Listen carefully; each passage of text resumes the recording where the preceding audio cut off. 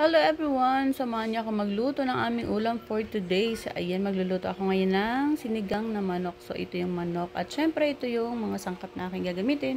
So, ayan, sibuyas, bawang, luya. At syempre, yung ating pampalasa at siling haba. At syempre, hindi pwedeng mawala ang maraming gulay. Kasi nga, gulay is life sa akin. Paborito ko ang mga gulay. Kaya, laging maraming gulay nilalagay ko talaga kapag ako ay nagluluto. So, ayan, daming gulay niyan, talong at sitaw. So, ito nga pala yung ating pangsigang. Yan. So, ito na nga. Ginisa ko muna yung sibuyas, bawang at yung luya. So, kailangan ganyan muna. Medyo brown na yung mga sangkap bago natin lalagay yung ating manok. At ito na nga lalagay na natin kasi brown na yung mga sangkap natin. So, yan. Igisa muna natin yung manok. At hayaan muna natin yan na mawala yung tubig niya. Kasi nagtutubig ang manok kapag ginisa mo. Kaya kailangan patuyuin muna yan bago natin lagyan ng sabaw. Para kapit yung lasa ng mga sangkap sa ating karne ng manok. At eto na nga, tuyo na yan. Kaya pwede na natin lagyan ng tubig. So ayan, nilagyan ko na yan ng tubig.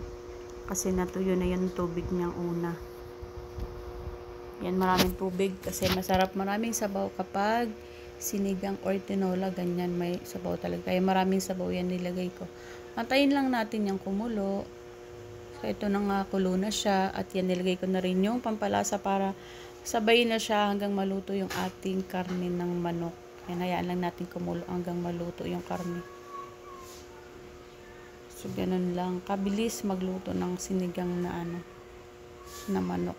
Sigang naman para hindi nakakaumay. So, eto na nga at kulong-kulo na yan at luto na. Kaya nilagay ko na yung mga gulay.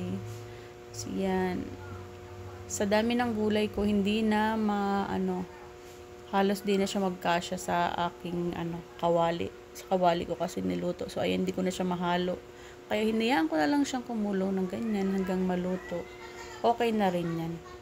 Yan, nilagay ko na rin yung pang-asim. Haluin na lang yan. Okay na yan. Luto na yan. Diba? Marami kasing gulay. Kaya yan. Napuno na yung aking Nilagay ko na rin yung siling green. So yan. Sabay-sabay na yan silang maluluto. So eto na nga ang ating ulam for today. Yan. Ang aking version ng sinigang na manok. Yan. Ganun lang kasimple. Pero maraming gulay talaga yan.